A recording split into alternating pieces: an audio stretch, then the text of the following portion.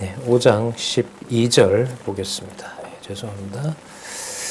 네, 5장 12절 제가 읽겠습니다.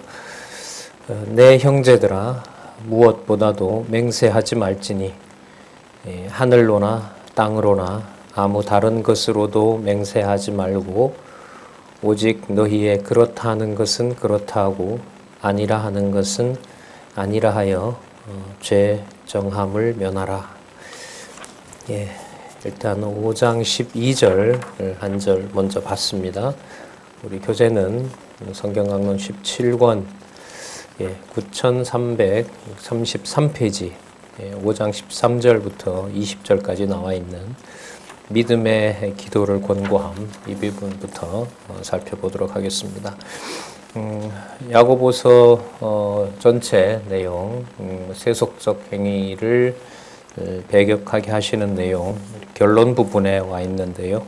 잠시 결론까지 살펴본 다음에 야고보서 전체 내용을 말씀드린 대로 중요한 개념들을 중심으로 살펴보면서 교회 세워주신 교회를 양육해서 무장케 하신 다음에 투쟁케 하시는 내용 중에 세속적 행위가 무엇인지 드러내시고 또 그것을 배격하게 하는 성도들이 어떤 모습으로 드러나는지, 그래서 그 목적은 무엇인지 그 내용들 중심으로 복습을 하겠습니다.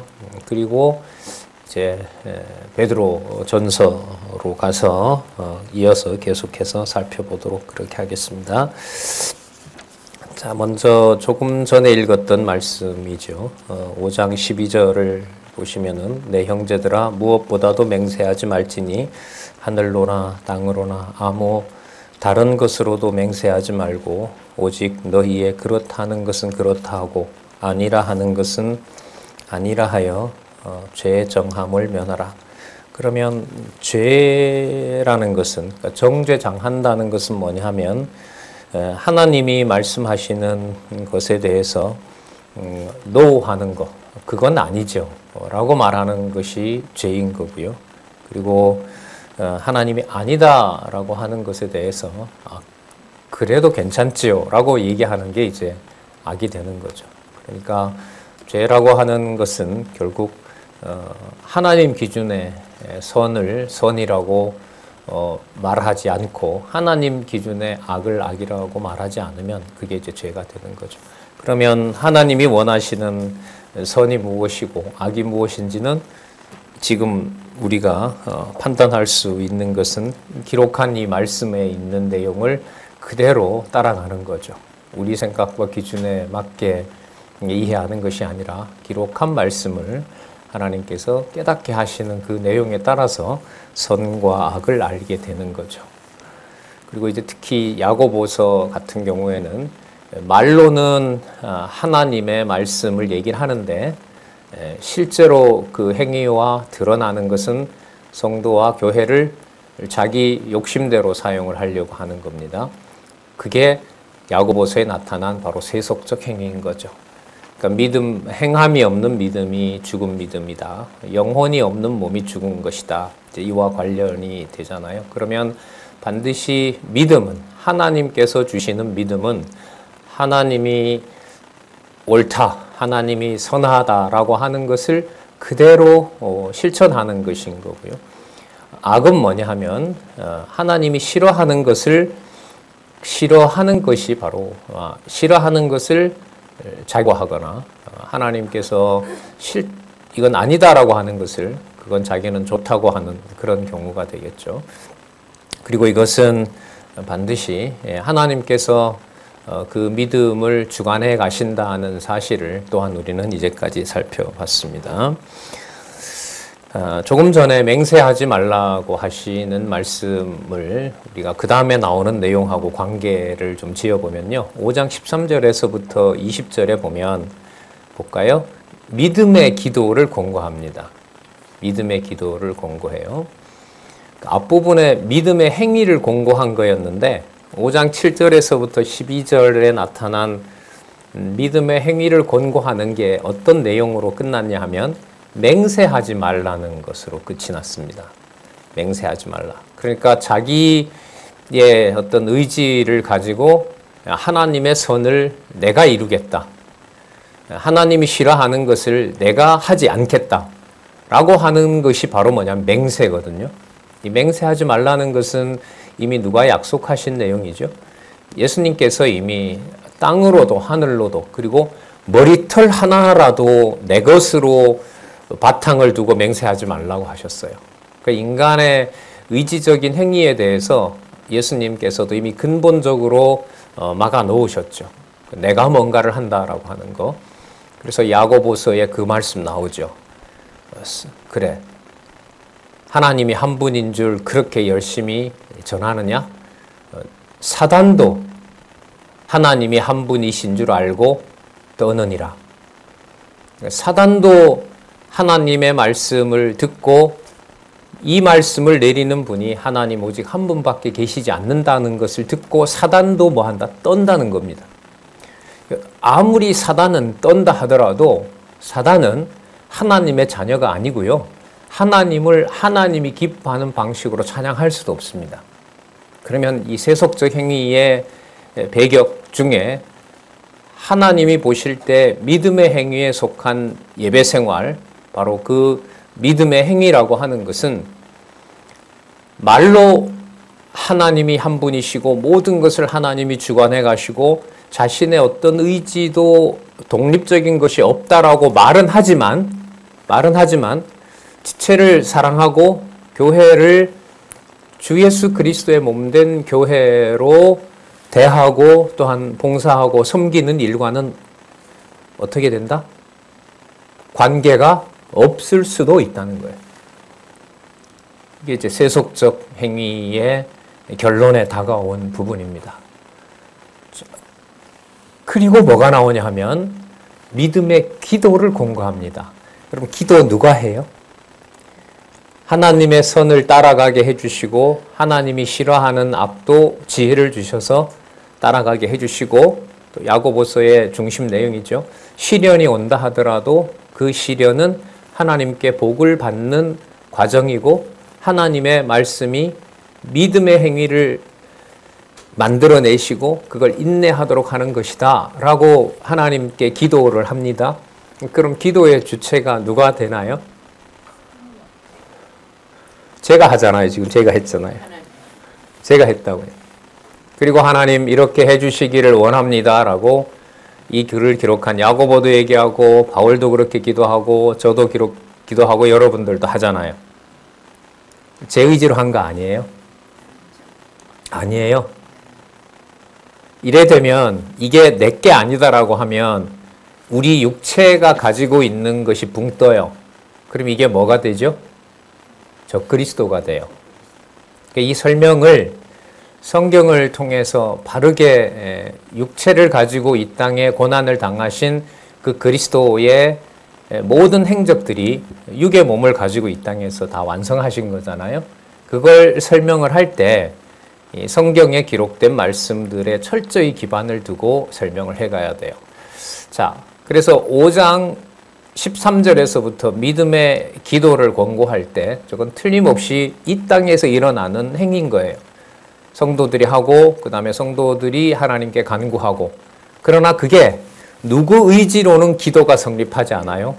우리의 의지로는 설명이 안 돼요. 왜냐하면 앞부분에 어떤 것도 하나님 앞에서 뭐 하지 말라고 했어요? 맹세하지 말라고 했죠. 그러면 이때 기도는 뭐가 되느냐? 뭔가를 해주세요. 그리고 뭔가를 제가 해야겠어요. 이러한 의도의 기도는 전혀 아닌 겁니다. 우리 이런 말은 잘 안 써요, 사실. 믿음의 기도를 하세요라는 말 잘 안 하시죠. 근데 지금 이 제목을 보면 무슨 행위 다음에 나오는 무슨 기도예요? 믿음의 행위 다음에 나오는 믿음의 기도인 거예요. 고민할 내용이죠. 도대체 믿음의 기도가 뭐냐? 분명한 것은 맹세치 말고 사실대로 예다 아니다라고 말할 뿐이에요. 예다 아니다라고만 얘기를 하면 뭐 해주세요, 무엇을 제가 해야겠어요 라는 말이 필요할까요? 안 할까요? 필요하지 않지요. 자, 그렇다면은 사실대로 예다 아니다라는 말을 믿음의 기도가 되려면 하나님이 원하시는 대로 하나님이 주시는 상황으로 받아들인다라는 말은 그 믿음의 행위가 내가 의욕하고 내가 판단하고 내가 만들어낼 수가 있다 없다? 없다는 것이 여기에 전제가 되는 거예요. 전제가 돼요. 그러면 예, 아니요라고 말할 수 있는 그 힘과 동력이 또 지혜와 총명이 어디에서부터 주어져야 가능한 것이냐 하면 하나님께서 해주셔야 가능하다는 겁니다. 그래서 앞부분에 이제 하나님께서 주시는 성령이라는 말씀도 나왔는데 그 말씀과 연관해서 생각을 해보더라도 5장 이제 13절부터 20절까지 믿음의 기도라고 하는 것은 하나님께서 선과 악을 예라고 하는 예를 따라가게 하시고 아니요라고 하는 것을 따라갈 수 있도록 누가? 하나님께서 해가신다. 그래서 이제 강론집의 전체 주어가 성령께서는 이렇게 나와 있는 거죠. 로마서 말씀 9장에 기억하시죠? 성령의 말할 수 없는 탄식으로. 그 본문의 내용은 틀림없이 바울의 탄식입니다. 교만해진 로마의 이방인들이 예수님을 죽였다는 이유로 함께 있는 유대인들을 정죄하고 너네들은 이미 버려졌다라고 얘기를 하고 그 유대인들이 버려진 것을 보고 이제는 우리 시대라고 하는 그 이방 교회에 대해서 책망하는 내용이거든요. 그 바울의 의지가 많이 실려 있죠. 그러나 그게 바울의 말 같으면 바울의 책망이 되고 바울이 교사가 되고 바울의 지도를 받는 로마 교회가 되는 거예요. 그러나 그게 딱 한마디로 모든 상황을 다 정리합니다. 성령의 말할 수 없는 탄식이다. 그러면 누가 하신다는 것을 깨닫게 해주는 것이 지혜일까요? 하나님이 하신다라는 것을 깨닫게 하는 겁니다. 그러니까 성도들의 생활에서 세속적 행위를 벗어난다는 것은 그 어떤 모든 성도들의 행위를 주관해 가시는 하나님의 능력, 성령의 능력을 깨닫지 못하게 되면 무슨 행위로 넘어가게 된다? 세속적 행위로 넘어가게 됩니다. 이 생활이 어느 순간 딱 벗어나서 이게 완전히 사라진 현실 생활이라는 게 있을까요? 없어요. 그래서 성경신학, 우리 성경 개론에서 죄인의 눈이라고 하는 것은 그거는 누가 누구 보고 죄인의 눈 되세요라고 하는 문제가 절대로 아닙니다. 명령문으로 제시해 놓은 것이 있다면 성경신학은 하나님이 하게 하신다라고 하는 것은 벌써 무너져 버리는 거죠. 그럼 어떻게 하시느냐? 무엇을 목적으로 하시느냐? 목적이요? 여호와 하나님 살아계시고 하나님 능력대로 하나님의 일을 해 가시는 것이다. 아무리 나에게 불리하다 하더라도 거기에 대해서 yes, 예라고 하는 것. 저 경우는 적어도 아니고 저 문제는 적어도 우리가 의견을 모아서 우리가 처리해 가야죠. 그렇지 않습니까? 거기에 대해서 아니요 라고 말하는 겁니다. 그러니까 예와 아니요밖에 없어요. 그러니까 누가 정하신 뜻대로 해 가신다? 하나님께서. 그리고 그 선과 악인지는 누가 판단하신다? 여호와 하나님께서 판단하신다. 그래서 야고보서 5장에 언약대로 이루시는 여호와의 이 통치가 얼마나 엄격한지를 보여주는 예가 다니엘장으로 보면 이 서신서들 가운데 야고보서의 여호와라는 용어가 가장 많이 나옵니다. 그 말은 이게 뭐하고 관계돼요? 믿음의 기도하고 관계되죠. 믿음의 기도는 누구 의지대로 하지 않는다는 것을 믿게 해준 결과다. 예, 우리 의지대로, 우리 방식대로. 그러니까 너무너무 엄격한 곳이죠, 교회가. 육의 몸을 가지고 이제 살아가는 우리의 어떤 가정 교회에서부터 보면 믿음을 먼저 받은 자로서의 행태로 보면 부끄럽기 한이 없죠, 사실. 자, 그래서 또 여호와 하나님 살아계신 것을 과거 40년 전, 과거 광야 생활을 기억하게 하면서 하나님의 엄격한 섭리를 말씀해 주시는 것과 마찬가지로 기록한 말씀을 우리가 보도록 하는 것은 우리의 생활 전체, 과거, 현재, 미래에 절대로 맹세할 수가 없는 존재로 하나님의 말씀이 하나님의 원하시는 열매를 맺게 하는 것은 하나님의 능력이다. 바로 그 능력에 호소하고 의지하고 하는 모든 것들도 그게 믿음의 기도이기 때문에 하나님께서 그렇게 해주셔야 된다. 그 간절함이 바로 그 간절함을 받아주는 분은 하나님이세요. 아무리 간절하더라도 내가 간절하게 했기 때문에 하나님이 받아주는 공식은 아니에요. 그러니까 이 기독교와 성경이라는 게 사람의 기준으로 일관되게 설명을 해갈 수가 없는 거죠. 자, 계속 볼게요. 13절. 먼저 기도와 찬송을 하라며 병자를 위한 기도에 대해 알려줍니다. 자, 너희 중에 고난 당하는 자가 있느냐? 저는 뭐 할 것이요? 기도할 것이요. 자, 기도하는 게 뭐냐 하면 하나님이 이 고난 당하는 것입니다. 예스. 근데 옆에 있는 사람들이 이렇게 힘들게 교회 생활을 동족으로부터도 버림받고 이방인들로부터도 이렇게 대적 관계에 있는 이게 이게 무슨 교회냐. 그래서 이 고난을 자처하지 말고 너가 자처하지 말고 그냥 율법도 지키고 이방인들의 풍습을 포기하고 유대인처럼 살게 했다고 하면서 그렇게 살아가자라고 얘기 아니요. 아니요. 라고 하는 겁니다. 그럼 그때 예와 아니요의 기준은 누가 되는 거죠? 뭐가 되는 거예요? 하나님 말씀이 되는 겁니다. 그럼 이 야고보서를 받은 내용을 무시하고 교회 생활을 잘 한다는 것은 의미가 없는, 오히려 뭐가 돼요? 자기 욕심대로 하게 되는 것이고 그걸 뭐라고 하냐면 세속적 행위라고 하는 겁니다. 그래서 우리 교회 동역자 협회에 성경 공부를 하러 오신 분들에게 뭔가 일을 하려고 할 때 억지로라도 말리는 이유가 말씀을 꼭 공부하시고 원하시는 대로 누구의 권면이나 누구의 부탁이 아니라 본인이 하고 싶으신 대로 할 때 그때 상세하고 적극적으로 안내를 해드리는 거죠. 하고 싶다는 사람을 내가 또 하지 말라고 할 수는 없는 거 아니겠습니까? 그게 바로 예하다 아니하다라는 증거가 되는 겁니다. 이 인간이 불가능합니다. 자기 의지가 이렇게 말 속에 들어있는데 여기에 내 의지가 없다라고 하는 것만큼 거짓말이 어디 있습니까? 당신의 입에서 나오는 말이 아니냐. 이 본질을 볼 수 있도록 하나님은 아까 맹세하지 말라고 하고 또 뭘 얘기하세요? 내가 주는 믿음으로 그 믿음의 행위로 가는 기도가 있다는 것을 하나님이 밝혀주는 거죠.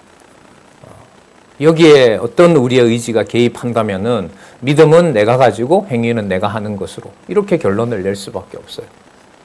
그러니까 이게 사실 인간적으로 말하면 인간의 이해 방식에 뭐라 그럽니까? 이게 어떤 그 퇴로를 다 차단해 버려요, 사실.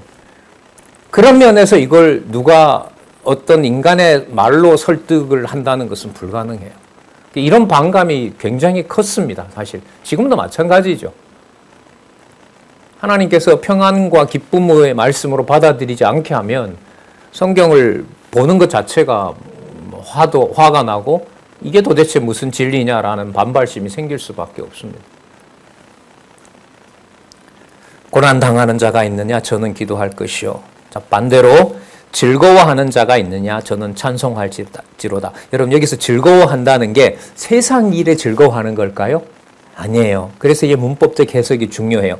고난당하는 것을 즐거워하는 거예요, 여기서는. 고난을 견디기 힘든 자는 이 고난이 하나님으로부터 온 것임을 간구할 수밖에 없죠. 그리고 하나님께서 그건 약속된 바이니까 택한 자녀에게는 그 말씀이 약속이 이루어지겠죠. 그리고 그것을 어떻게 하는 자? 시련을 하나님의 뜻으로 알고 예스, 아멘이라고 받아들인 그 자는 저는 행복하라 이런 말이 아니라 보세요. 저는 뭐 할지니라? 찬송할지니라 이렇게 말씀하고 있는 겁니다. 자, 14절.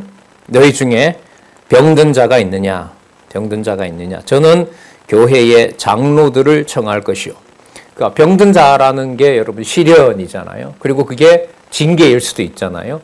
그러나 하나님의 백성 같으면 그게 징계이든 하나님이 주시는 시련이든 역경이든 거기에 대해서 교회의 장로들은 여러분 장로는요 물리적으로 보면 연장자를 말하지만은요 장로의 다른 호칭이 감독입니다. 감독은 뭐냐 하면은 보내온 말씀이 사도들로부터 전승된 말씀인지 아닌지를 확인하고요 전달해온 자의 말을 그대로 성도들에게 전하는 자들이 바로 장로입니다. 그럼 여기서 교회의 장로는 아까 읽었던 뭐하고 관계돼요? 하나님이 보실 때 예, 아니오를 인도해 주는 자들이 바로 여기서 교회의 장로들입니다. 그러니까 말씀을 모르고 하나님의 말씀을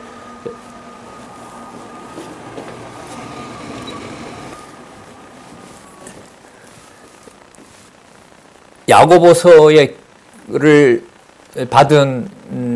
받고 그대로 수용하지 않는 교회의 장로라고 하는 것은 흑우인 거죠. 참 엄격하죠. 그러니까 이런 엄격하다는 말은 뭐냐면 적인 행위를 교회와 성도를 내 주장을 관철시켜서 내가 뭔가를 이득을 얻고자 하는 이 고악한 죄성을 하나님께서 반드시 해주신다라고 하는 내용이 바로 예하고 아니오다라고만 하라는 거죠. 자, 그래서 아까 말씀드린 교회의 장로라고 하는 것은 뭐하고 관계되느냐? 하나님이 보실 때 예와 아니오를 안내해주는 진리를 전해주는 분들, 이게 바로 교회 장로들입니다. 이 맥락에서는 어떤 다른 것도 섞을 수가 없어요. 만약에 이걸요, 어떤 권위로 본다면 아까 뭐하고 안 맞아요? 예, 아니오라고 하는 것에 대해서 맹세하지 말라고 한 것하고 위배가 되잖아요. 신앙을 먼저 앞섰다고 너 이거 해라고 해버리면 누구 의지를 관철하려는 거예요? 장로라는 어떤 직위를 가지고 하라고 하는 명령 아니에요. 그럼 아까 어떤 말씀하고 배치가 돼요? 맹세하지 말라고 한 것하고 배치가 되잖아요. 그럼 여기서 교회 장로는 이 본문을 따라야 되는 거예요. 다른 해석을 여기다가 붙이면 그대로 무너집니다. 그럼 여기서 교회와 장로는 뭐냐? 예하는 것과 아니오라고 하는 것을 알려주고 예가 무엇인지는 기록한 말씀에 있고, 그리고 자 이걸 우리가 이제 합시다라고 한다면 그건 우리가 우리 뜻을 위해서 이루는 것이 아니라 하나님께서 주신 것이다라고 견디는 자에 대해서는 함께 뭐하고 찬송하고, 그 힘들어하는 자에 대해서는 결과는 어떻게 할지 몰라요. 힘들어해서 예수님 비유대로 예수님의 그 곡식 잘하는 비유가 있잖아요. 세 번째 비유가 뭐냐면 세상 염려와 재리 때문에 뭐해요? 버리는 자들이 있단 말이죠. 그 대표적인 게 이 야고보서와 고린도전서 다른 부분도 그렇지만 바로 이 교회에 찾아온 고난이에요. 찾아온 고난입니다. 이 일로 이제 하나님께서 굉장한 심판을 많이 하시는 거죠. 진짜 인간적으로 용납할 수 없는, 이해가 쉽게 되질 않는 하나님의 심판입니다. 우리 그런 얘기 하잖아요. 저렇게 수십 년 했는데 어떻게 저렇게 버리고 가지? 그게 여러분, 이 세속적인 행위를 하나님께서 주관해 가시지 않으면 근본적으로 불가능한 일이다. 두렵고 떨림으로 구원을 이룬다라는 말이 야고보서 베드로 전후서에 또 나옵니다.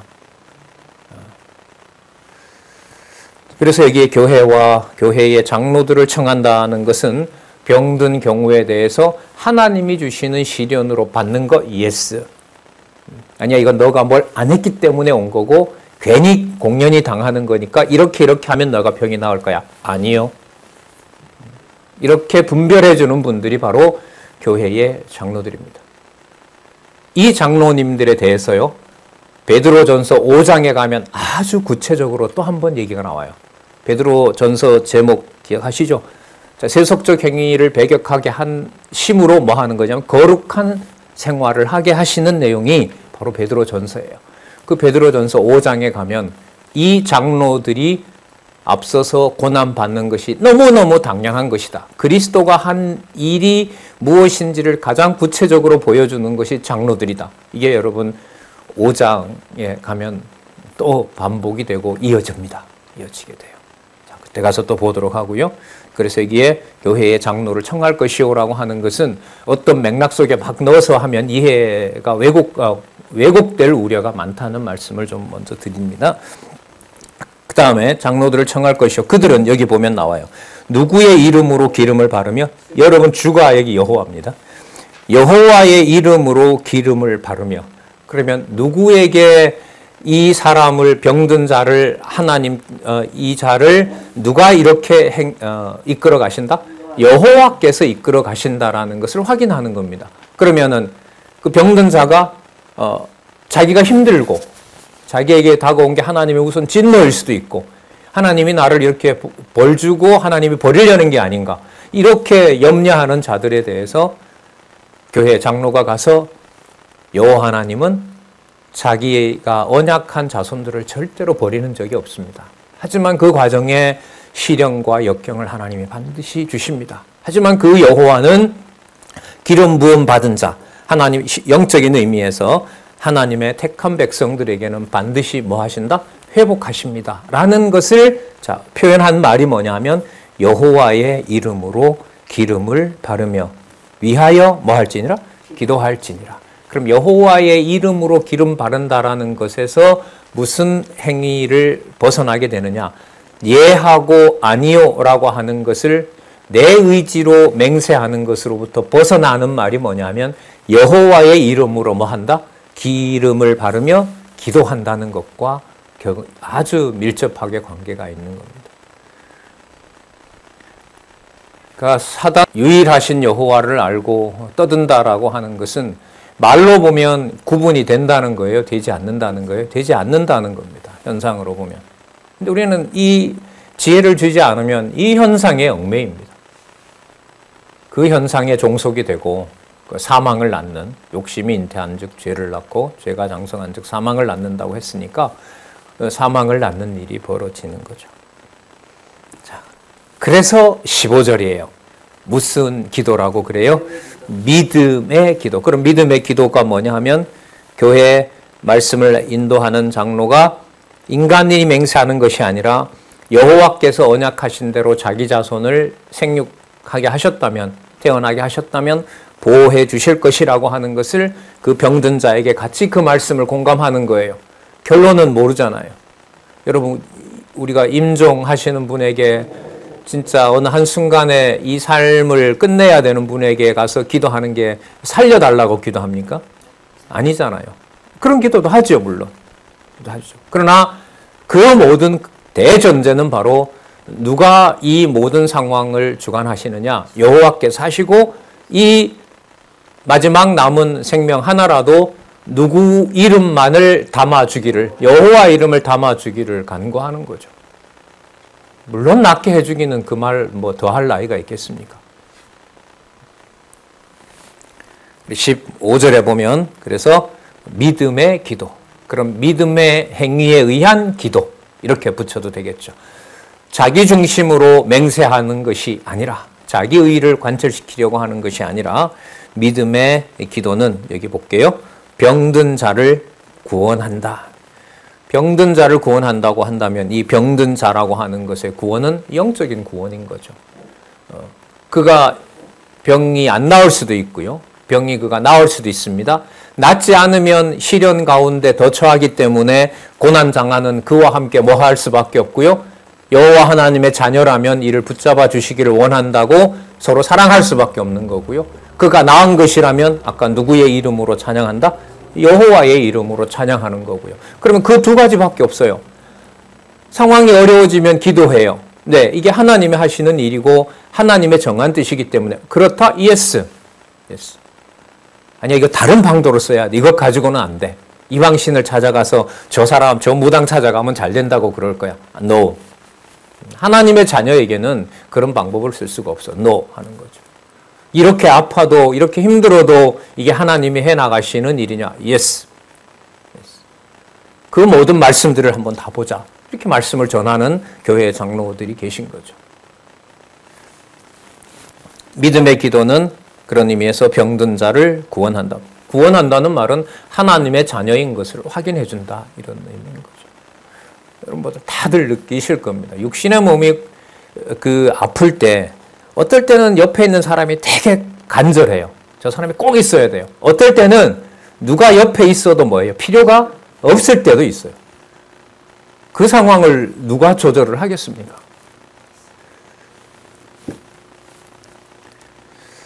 믿음의 기도는 병든 자를 구원한다. 자, 그 다음에 또 주께서가 여호와입니다. 자, 여호와께서 자, 정확하죠? 맹세하지 말라고 하셨으니까. 그럼 누가 하신다는 거예요? 여호와께서 저를 일으키시리라. 하나님의 택한 백성 같으면 여호와께서 일으키시는 거죠. 그래서 극진히 돌보고 그 사마리아 사람, 그 예수님의 그 말씀 중에 비유에 나오는 것처럼 그 사마리아 사람처럼 도와주고 자신의 어떤 그 재정을 사용해서 도와주고 이런 일들이 이제 구제, 고아와 과부를 돌보는 일, 이런 모든 일들이 일어납니다. 그걸 여호와께서 그렇게 가신다는 사실을 깨닫게 하는 것, 이게 바로 세속적 행위를 배격하게 하는 겁니다. 그래서 혹시 이렇게 되잖아요. 혹시라는 말은 내가 할 수 있다고 할 때는 혹시라는 말 써요, 안 써요? 우리 서로 얘기할 때 너 혹시 거기 가면 뭐 너가 혹시 뭐 하면 할 때 혹시라는 말은 내가 그걸 할 수 있다는 거예요, 내가 할 수 없다는 거예요. 할 수 없을 때 혹시를 쓰는 거예요. 그렇죠. 여기서 보면 누가 하신다고 했으니까 여호와께서 하신다고 했으니까 혹시라는 말은 그가 하나님의 구원받을 자기 백성 같으면 그를 살려서 찬양하게 할 수도 있고요. 뭐 해서? 예, 목숨을 너무 힘들어서 데리고 가면서 그를 구원할 수도 있고. 그럼 거기에서 우리가 함께하는 지체라고 한다는 말은 뭐예요? 함께 주의 자녀라는 마음으로 기도하고 같이 찬송하는 거죠. 전적으로 여호와 언약대로 이루시는 여호와의 자비와 긍휼을 구하면서 혹시 그 다음 과정은 몰라요. 그러나 어떤 결과가 일어난다 하더라도 그건 전부 여호와께서 하시는 일. 예스. 혹시 하나님 이 병든 주의 종이 하나님의 자녀가 하나님의 뜻 가운데서 이 역경을 딛고 일어날 수가 있습니다. 혹여 그렇지 않을 수도 있고 가족들이 더 힘겨워질 수도 있습니다. 이 모든 것을 언약대로 이루시는 여호와께서 해주시고 어떤 경우가 되더라도 여호와의 이름이 우리들에게서 지워지지 않도록 해주시옵소서. 이게 여러분 내 마음대로 맹세하지 않지만 간절하게 내 의지가 담겨있는 기도. 이걸 누가 하신다고요? 여호와께서 기도하게 하시는 무슨 기도다? 믿음의 기도다. 믿음의 기도다. 이런 차원을 우리는 크게 생각해 보지 않았어요. 이런 차원이 있다는 거. 이 말은 기록한 말씀을 그대로 깊이 생각하고 고민하면서 따라가지 않았다는 말이 되는 거죠. 예. 그걸 좀 다시 이렇게 짚어봤습니다. 혹시 볼까요? 아까 병든 자라 그랬죠? 그 병든 자가 뭐 하였을지라도 죄를 범하였을지라도 언약대로 이루시는 여호와의 자녀라면 무엇을 얻으리라? 사하심을 얻으리라. 사하심을 얻으리라. 언어를 사용하고 말을 하는 문제 이상의 하나님께서 사하심을 해주시는 내용. 이게 아까 구원이라고 얘기를 했죠. 자, 이 내용을 5장 16절에서부터 18절에 죄를 고하며 기도할 것을 엘리야, 하나님이 보낸 사람이죠. 하나님이 보낸 엘리야의 경우를 통해서 성경의 근거를 사용을 하고 있어요. 16절 보겠습니다. 이러므로 너희 죄를 서로 고하며. 여러분, 교회 장로님은 가서 일방적으로만 기도해줘요? 아니죠. 여기 보면 뭐라 그래요? 서로 죄를 고한다는 말이 나오죠. 그럼 여러분 여기서 죄는 아까 맹세하지 말라, 내 의지를 관철하려고 하지 마라. 야고보서에 자기의 유익과 자기의 욕망을 실현하고자 하는 인간의 욕심대로 구하는 것은 믿음의 기도가 아니다. 이런 사실들을 전제로 하는 거예요. 그렇기 때문에 기도를 할 수 없는 병든 자와 또 그 상황에서 기도를 하는 자가 동일하게 하나님 앞에서는 전부 서로 뭐를 구할 수밖에 없어요? 서로 죄인임을 고백할 수 없어요. 왜요? 성령의 강구로 인도가 되지 않는 기도는 자, 아까 누구도 떠든다 그랬죠? 사단도 하나님 이름 듣고 떤단 말이죠. 외형적으로 보면 모른다는 거예요. 그러면은 서로 죄를 구한다는 말은 지금 우리가 구하는 이 기도가 누구 욕심대로 가지 않게 되기를 근본적으로 기도하는 거죠. 우리 내 욕심대로. 너무너무 엄격해요. 여기에 뭘 하라 하지 말라 이게 필요가 없어요. 이렇게 안내를 하면, 이 말씀에 보면.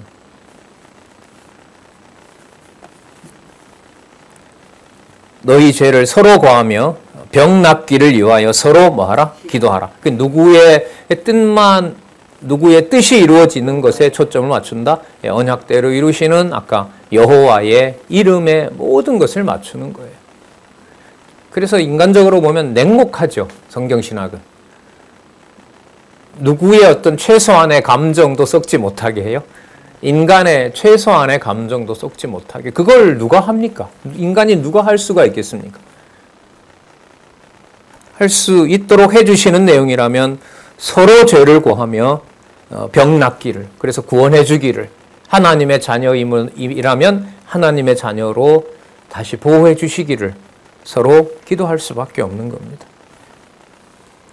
자, 그래서 여호와의 뜻만 추구하는 의인의 간구, 이렇게 연결이 되는 거예요. 자, 의인이라고 하는 것은 여러분 어떤 여기서 말하는 행위와는 관계가 있다 없다? 전혀 무관한 거예요. 자, 뭐마저도 할 수 없는, 모든 말이 맞는다 하더라도 그게 하나님이 보실 때 합당한 기도인 줄 내가 판단할 수도 없는 자, 거기에 죄를 고백하는 자, 그런 죄인임을 알고 무능한 자인 것을 깨닫는 자, 바로 그 자가 누구냐 하면 의인인 거예요. 그럼 의인의 간구는 오직 누구의 뜻대로만 기도하는 자일까요? 여호와의 뜻대로, 여호와의 선과 악을 명확하게 깨닫는 것과 관계가 됩니다. 간구는 역사하는 힘이 많으니라. 그렇죠. 하나님의 뜻대로 되지 않는 게 없는데 그 여호와 하나님의 정하신 뜻대로 이루어지는 것은 하나님께서 약속하신 바이기 때문에 그 뜻대로 이루어 준다는 겁니다. 자, 17절 엘리야를 듭니다. 엘리야는 우리와 성정이 같은 사람이로되, 우리와 별 차이가 없어요. 성정이 같다는 말은 아까 여러분 어떤 말씀하고 관계 있냐면 서로 죄인인 거예요. 아까 서로 죄를 서로 고한다고 했잖아요. 서로 인간적으로 보면 다 같은 죄인입니다. 자, 그런데 저가 비 오지 않기를 간절히 기도한즉 3년 6개월 동안 땅에 비가 아니오고. 여러분 열왕기 보면 이 내용을 그 엘리야가 주도해 갑니까? 아니에요. 그러니까 이 내용은 이미 이 편지를 받는 12지파들에게는 구약의 내용들을 정통하고 있다고 봐야죠. 그들이 매일 모여서 구약을 보면서 말씀을 듣고 예수 그리스도를 찾는 일들이 일상사였기 때문에 그 내용을 여기선 전제로 합니다. 자, 그리고 18절 다시 기도한즉 하늘이 비를 주고 땅이 열매를 내었느니라.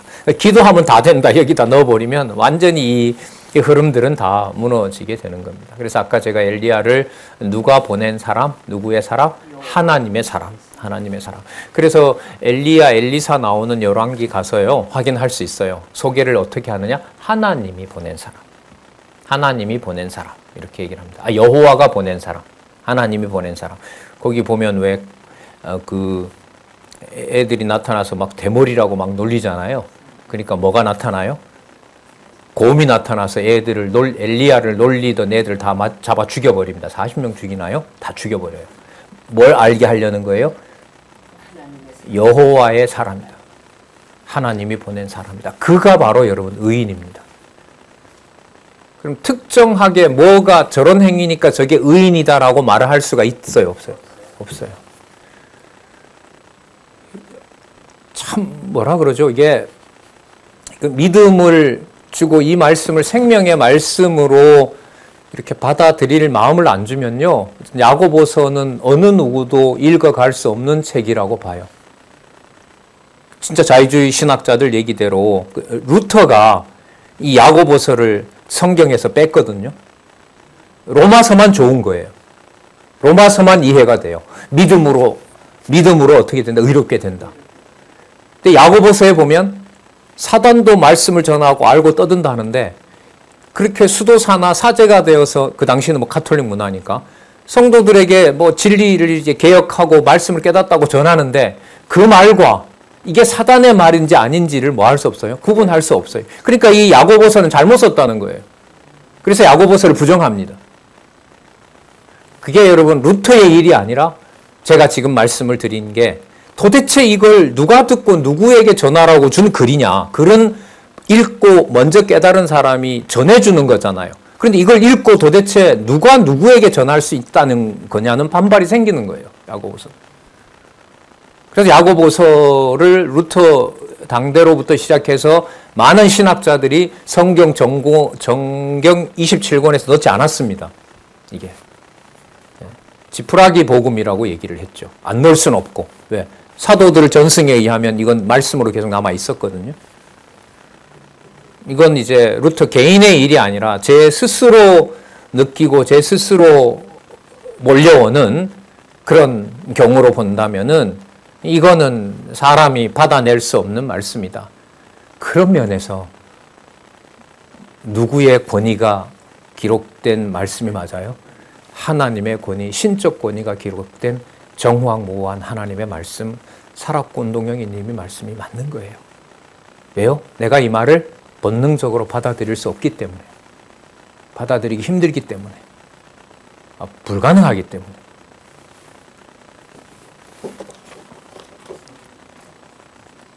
하지만 아까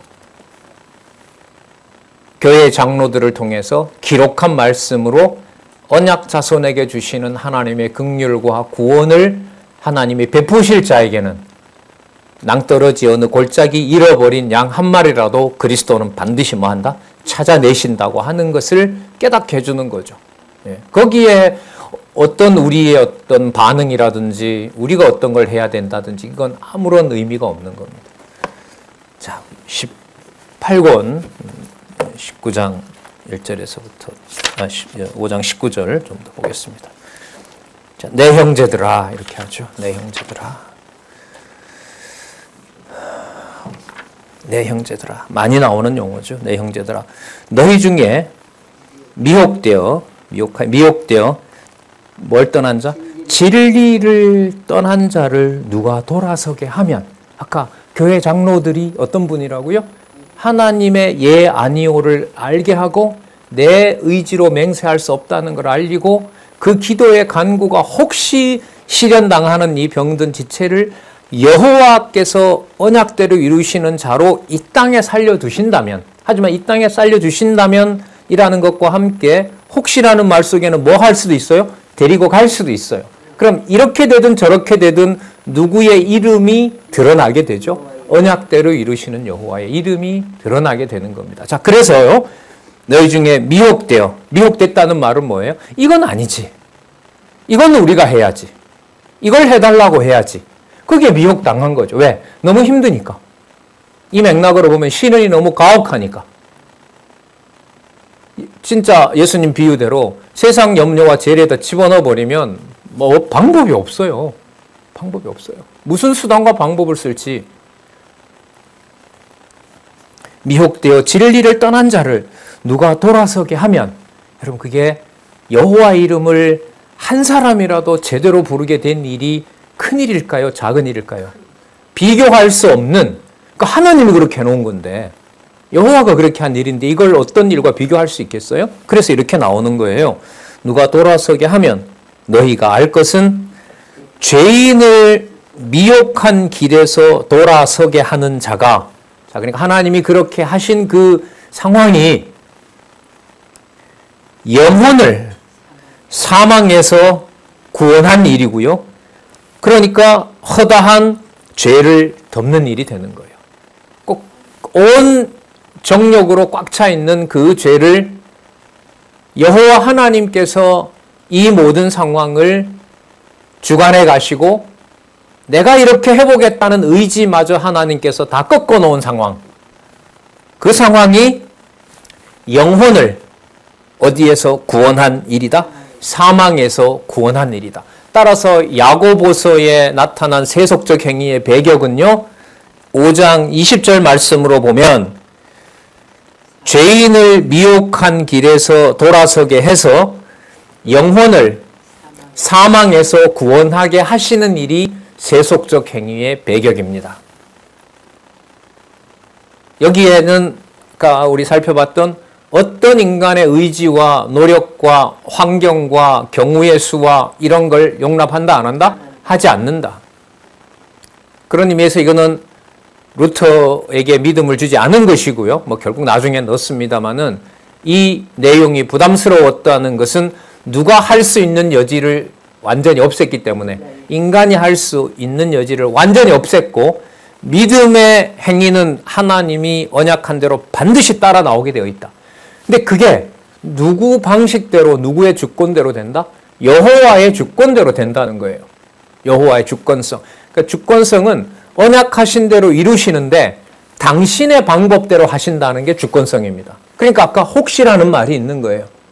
혹시 이 자가 하나님의 택한 백성이 아니라면 그 상황에 대해서 믿어봤자 힘들고 이게 무슨 소용이 있냐라고 뭐 합니까? 부인하고 끝날 수도 있겠죠. 그럼 이게 하나님의 뜻이 이루어지지 않은 건가요? 이도 또 하나님의 뜻이 이루어진 것으로 보고 예스, 아멘. 아멘. 그런데 그 믿음을 누가 주신다는 거예요? 여호와께서 주신다는 거죠. 그러니까 아까 교회의 장로들을 얘기를 하고요. 이 교회 장로를 베드로전서 5장에 가면 그 장로부터 본을 보입니다.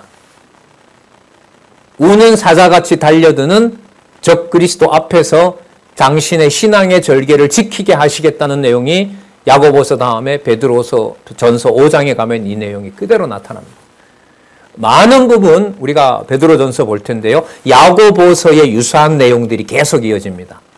그 말은 야고보서에서 마지막에 나오는 대로 언약하신 하나님 자기 자신의 자식 그 영혼을 사망에서 건져내시는 구원을 이 땅에서 육의 몸을 가지고 있지만 그리스도 안에서 그의 마음을 그의 영혼을 어디 권세 아래 절대로 두지 않는다. 사망 권세 아래 두지 않는다. 방법은 주권은 누구 방법이다? 여호와께서 하시는 것이다. 그러면 그 여호와가 주시는 지혜는 어디에 속한 것이다? 하늘에 속한 것이다.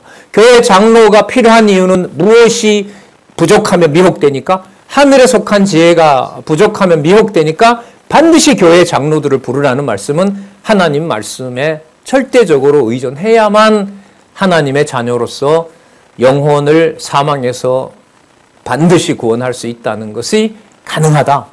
그러니까 야고보 사도 개인의 감정으로 보면 뭐 너무너무 강한 호소이죠. 호소문이죠. 호소문. 12지파들 망해버렸고 이제 또 다시 예수님 약속대로 예루살렘에서부터 사마리아에 있는 또 지체들이 돌아오고 하지만 예루살렘에 놓을 수 없고 곳곳에 흩어져서 로마의 통치를 받고 이방인들의 억압을 받고 살아가는 그 자기 지체들에게 그 모든 억압과 고통과 시련이 하나님이 보실 때 정한 뜻이다. 예스. 예스. 맞습니다. 맞습니다. 이방하고 타협하고 살아가면 생활은 편합니다. 그것도 하나님이 주신 상황이니까 따라가세요. No. 아닙니다. 그렇게 하지 않겠습니다. 그럼 이걸 교회의 장로로 대표되는 진리의 말씀을 권하는 자와 그 극심한 상황에서 하나님이 정하신 하나님이 좋아하시는 성과 하나님이 싫어하시는 악을 구분하면서 살아가도록 하는 것이 야고보서의 주제인 세속적 행위를 언약하신 대로 성령께서 배격하게 하신다. 맞죠? 이게 야고보서 1장 1절에서부터 마지막 절까지 너무너무 선명하게 다 나와 있어요. 영혼을 사망해서 구원하기 위한 것이다. 모든 것을 여호와께서 언약하신 대로 이루신다는 것으로 받아들이도록 말씀이 강권하므로. 그런 의미에서 로마서를 보시고 그 맥락을 어느 정도 아신다면 야고보서를 읽어보면 너무너무 아름다운 조합이 일어나겠죠. 네, 우리 잠시 쉬셨다가 우리 11시부터 야고보서 아까 요 개념들을 중심으로 해서 1장에서부터 좀 살펴보고요. 계속해서 베드로전서로 가서 살펴보도록 하겠습니다.